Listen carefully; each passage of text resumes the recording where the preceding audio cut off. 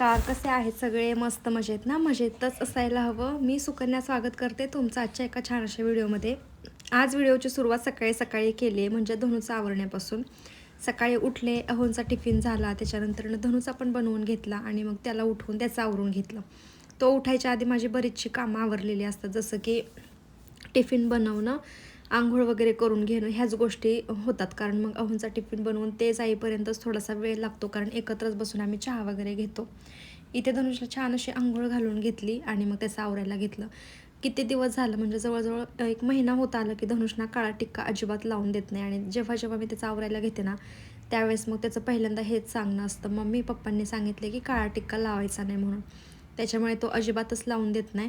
आणि सकाळचं उठायला पण तो इतका त्रास देतो ना, म्हणजे 9 वाजता मी त्याला उठवते, 9 किंवा 9:30, कधी कधी 10 पण वाजता. तिथून पुढे मग त्याला उठ रे करावं लागतं. त्याचं आता इथे छान असं आवरून झालंय. गेल्या 4-5 दिवसांपासून ना धनुची तब्येत काही ठीक नाही आहे. त्याने जवळजवळ 1 तारखेपासून जे बेकरी प्रोडक्ट खायला सुरुवात केली होती ना, ते अजूनपर्यंत तोच खात होता. आणि मग नंतर ना आम्हाला समजायला लागलं की ते डोनेट वगैरे खाऊन ना त्याच्या छातीमध्ये कदाचित कफ झालेला असावं, म्हणून इतका खोकला येत होता ना, म्हणजे प्रचंड. रात्रभर त्याला झोप लागत नव्हती व्यवस्थित, कारण खोकल्याचं असंच असतं. दिवसभर जेवढा आपल्याला त्रास नाही देणार ना, तेवढं संध्याकाळी देतो त्रास, किंवा पहाटेचा जास्त खोकला येतो. धनुषला ना निम्म्या रात्रीपासूनच ते त्रास व्हायला सुरुवात व्हायची आणि अक्षरशः उलटीपर्यंत येऊन पोचायचं. पण लगेच तो पाणी प्यायचा आणि थांबवायचा. पण आम्हाला पण व्यवस्थित झोप व्हायची ना, आणि त्याची पण व्यवस्थित झोप व्हायची. पण स्कूलला पाठवणं तर खूप जास्त गरजेचं आहे. म्हणजे 1 दिवस तर मी सुट्टी घेतलीच होती, पण त्याचं आता ॲन्युअल फंक्शन आले आणि त्याच्यामध्ये त्याचं डान्स आहे ना, तर मग ती प्रॅक्टिस वगैरे चालली आहे. त्याच्यामुळे स्कूलसुद्धा बुडवून जमत नाही. मग म्हटलं की आपले प्रिकॉशन म्हणून मग औषधं पाजली. म्हटलं की जेवढा औषधांचा अंश राहतो ना पोटामध्ये, तेवढा वेळ काही खोकला येत नाही. मग 2-3 तास जरी निघले ना तरी ठीक आहे. म्हणून मी स्कूलमध्ये जायच्या आधी थोडाच वेळ मग त्याला औषधं पाजून घेतली. आणि औषधं पाजली ना की मग त्याला साखर खायची असते, आणि अजिबात औषधं पिताना मला त्रास देत नाही तो. मी घरातली सगळी कामं आवरून घेतली होती. काय काय केलं ना ते तुम्हाला पुढे जाऊन सांगतेच, पण त्याच्या आधी हे काय ते तुम्हाला सांगते. धनुची पोलीस कार इतके दिवस झाले मी गॅलरीमध्ये ठेवली होती ना, तर त्याची तब्येत पण बरी नाही आहे. आणि इतका मग टी व्ही बघतो ना, कधी कधी टी व्ही बघायचं पण मन होत नाही, मग लोळत बसतो फक्त. तसं काही त्यानं करू नये म्हणून मी त्याची पोलीस कार जी आहे ना ती हॉलमध्ये काढून ठेवली होती, म्हणजे बेडरूममध्ये ठेवली होती. आणि स्कूलमधून आल्यानंतर त्याला सांगितलं की तू डोळे झाक, मी तुला काहीतरी दाखवते म्हणून. मग त्याने पण डोळे झाकले होते आणि मग त्याला घेऊन आले. त्याला पण बराचसा आनंद झाला, कारण इतक्या दिवस हट्ट करत होता ना मम्मी काढ म्हणून, पण मी काढतच नव्हते बाहेर, कारण तो घरामध्ये खूप जास्त मग त्रास देतो. कधी कधी तर असं झालंय ना, भिंतीचे जे साईडचे कॉर्नर असतात ना, ते सुद्धा त्याने खराब केलेत. आणि घराला आत्ताच आम्ही कलर दिलाय. मग असं वाटतं ना की खराब व्हायला नको, म्हणून तर अवॉइडच करत होते. पण बघा, काढलेलाच एक फायदा झाला, टी व्ही नाही जास्त बघत आहे, जास्त झोपून सुद्धा राहत नाही, आणि खेळणं कंटिन्युअसली चालू आहे. असं म्हणतात ना की मुलांना ताप वगैरे आला, ते मुलं खेळत असतील ना तर अजिबात टेन्शन नाही घ्यायचं, पण जेव्हा झोपतात त्यावेळेस थोडंसं भीती वाटते ना. मग मी नेहमीच धनुषला असं सांगत असते की नाही बाबा, तो खेळ, म्हणून. आजारी असल्यानंतर ना मग ह्या सगळ्या गोष्टींकडे जरा जास्त लक्ष द्यावं लागतं. मी ना घरातली आज एवढी सारी कामं काढली होती ना, म्हणजे धनुषला सोडून आले, 11:30 वाजता आले, पहिलं जेवण केलं. जेवण केल्यानंतर ना मला असं वाटलं की चला आता 5 मिनिट फोन बघते. 5चे 10 मिनिट झाले, 10चे 15 मिनिटं झाले, पण मनाशी बांधून घेतलं की नाही, आता आवरायचं आहे आपल्याला. आता सणसुद्धा जवळ येतो आहे, घरातली बाकीची पेंडिंग कामंसुद्धा आहेत म्हणून.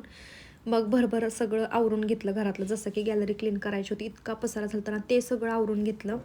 त्याच्यानंतरनं फरशी पुसली, झाडलोट झाली, भांडी घासली, परत कपडे धुतली. आणि मला आठवलं की दळण करायचं आहे, म्हणून मग मी ना धनुषला सोडायला जायच्या आधीच मी दळण काढून ठेवलं होतं बाहेर. मग ते दळण करून घेतलं मस्त असं. 1-1.5 तास कुठे जातो ना तेच समजत नाही दळण करताना, कारण त्या गव्हांमध्ये ना चांगल्या गव्हांपेक्षा खराबच गहू जास्त आहेत, त्याच्यामुळे म्हणजे असं एकदम व्यवस्थित सगळं बघून घ्यावं लागतं. तर पहिल्यांदा दळण केलं, आणि 2-3 दिवसापासून ना धनु माझ्या मागे हट्ट करत होता की मम्मी मला डोसा खायचा आहे म्हणून. एक्झॅक्ट कळत नाही डोसा म्हणजे काय, बेसन पोळी म्हणजे काय, म्हणजे असं समजत नाही की कशातून काय बनतं, किंवा काय टाकल्यानंतर काय बनतं हे माहीत नाही. फक्त मला डोसा खायचा आहे, मम्मी मला सँडविच खायचं आहे, मम्मी मला पिझ्झा खायचा आहे, असं काहीचं सुरू असतं. आता तो डोसा म्हटल्यानंतर मला कळलं ना की डोसा म्हणजे काय असतं. मग मी पीठ भिजवायला घेतलं. आता हिवाळ्यामध्ये तर पीठ काय लवकर फर्मंट होत नाही. आता मी घातलं होतं 4 वाजता भिजायला. मग संध्याकाळी काही बारीकच नाही केलं मी. आता पहिल्यांदा इथं तांदूळ घेतले आणि मी ना आता तांदूळ आणि डाळ आहे ना एकत्रच मिक्स करते, नाही वेगळ्या सेपरेट भांड्यांमध्ये ठेवत. एकाच भांड्यामध्ये सगळं भिजत घालायचं.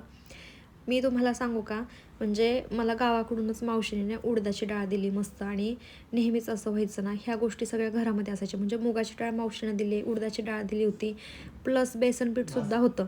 पण नेहमीच असं व्हायचं ना माझ्याकडून की ते दिलं हे माझ्या लक्षातच नाही राहायचं आणि मी बाजारातून विकत घेऊन यायचे. कितीच वेळा असं झाले. शेवटी ना मी सगळं थांबवलं. मनातून विचार केला की आता हे सगळं थांबवलंच पाहिजे, कारण किती दिवस असं सगळंच घरामध्ये साठून राहणार. मला वाटतं की कित्येक दिवसापूर्वी आणलेली मुगाच्या डाळीचं पॅकिंग जे आहे ना ते असंच्या असं घरामध्ये आहे, अजून मी फोडलं पण नाही. आणि आजकाल अशी सवय मोडली आहे, कारण डीमार्टमध्ये जास्त जाणं होतं ना, त्याच्यामुळे घरातल्या वस्तूंकडे लक्षच राहत नाही. तिकडं गेलं की मग आहोंचं म्हणणं असतं घेऊन टाक, असेल नसेल घेऊन टाक, असं करून करून ना सगळं घर गच्च भरलं होतं. म्हणजे जे काय किराणा सामानाचे डबे आहेत ना ते सगळे गच्च भरले होते. इथे ना मी छान असं पीठ भिजवायला ठेवलं, म्हणजे तांदूळ डाळ भिजत घातलं, एका कोपऱ्यामध्ये ठेवून दिलं जिथं असं गरम असतं तिथं, म्हणजे गॅसच्या इथं जास्त गरम जागा होती ना म्हणून तिथं ठेवून दिलं. संध्याकाळची वेळ होत आली होती म्हणून मग दिवाबत्ती करायला घेतली.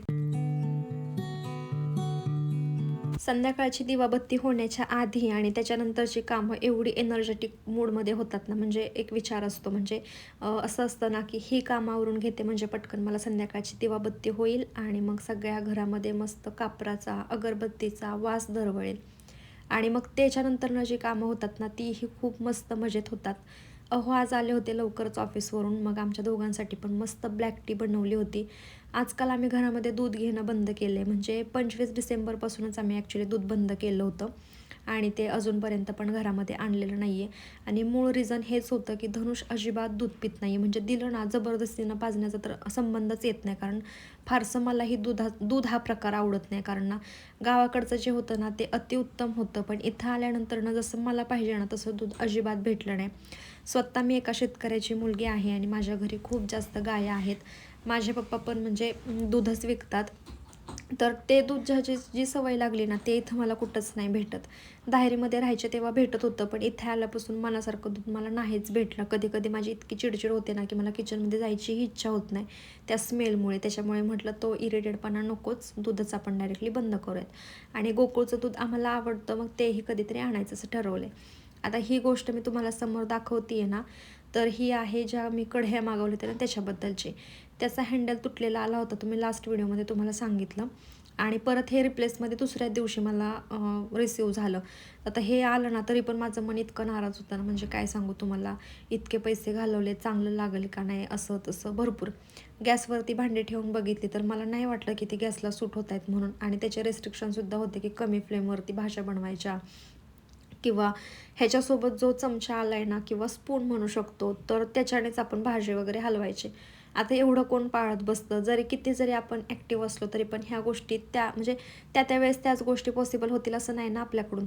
म्हणून मग मी ना असं खूप जास्त विचार केला. आणि दुसऱ्याच दिवशी हा जो व्लॉग बघताय तुम्ही तो आहे फ्रायडेचा. सॅटर्डेला मी सकाळी सकाळी डीमार्टमध्ये गेले होते धनुषला स्कूलला सोडून, आणि तिथे गेल्यानंतर ना ज्या मला कढया बघायच्या होत्या ना त्या बघितल्या. फक्त ह्याच्यावरती लीड नाही आहे, बाकी सगळं सेम आहे. म्हणजे कमी किमतीमध्ये सुद्धा भेटत आहेत, क्वालिटी पण छान आहे, 1 वर्षाची वॉरंटीसुद्धा आहे. मग हे घेऊन काय करू ना, म्हणून मी डीमार्टमध्ये गेल्यानंतर ना पहिल्यांदा कढया बघितल्या आणि त्याच वेळेस ह्यांना सांगितलं की हे सगळं रिटर्न करून टाका, हे नको आहेच मला. मला तर ह्यांची खूप जास्त भीती वाटत होती की रागवतील माझ्यावरती.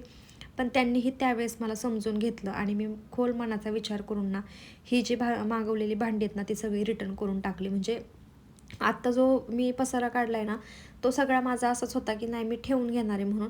पण नंतर ना माझ्या मनामध्ये तेच फिरायला लागले कसं होईल काय होईल ते. सो रिटर्न करून टाकलं. त्याच्यामुळे आत्ता मला काही टेन्शन नाही आहे. आणि हे समोर बघितल्यानंतर पण असं वाईट वाटत होतं की आपण जास्त पैसे घालवलेत का म्हणून. आज संध्याकाळी काय मला जास्त काही असं स्वयंपाकाचा ताण नव्हता, फक्त मला सँडविच बनवायचे होते. त्यात पण मी हे जे स्टफिंग आहे ना ते मी बनवते, बाकीची जी काही प्रोसेस असते ना म्हणजे फक्त भाजून घ्यायची ते अहो करतात. कारण ती इलेक्ट्रिक मशीन आहे ना त्याची मला भीती वाटते, म्हणून मग मी स्टफिंग बनवते, ब्रेडला सगळं लावून घेते आणि त्याच्यानंतरनं मग बाहेर जाते माझं मी, किंवा लगेच खायला पण घेतो गरम गरम, सगळं सोबतच चालू असतं. तर सगळ्यात पहिल्यांदा प्रिपरेशन म्हणून मी ते कांदा टोमॅटो आणि काकडे फक्त 3च घेतलेत हे सगळे. बाकी सिमला मिरची गाजर असं काहीच नाही टाकलं, कारण मला माहीत नव्हतं धनुष खातोय की नाही आज व्यवस्थित, म्हणून असं तर त्याचाच हट्ट होता की मम्मा मला खायचे सँडविच म्हणून.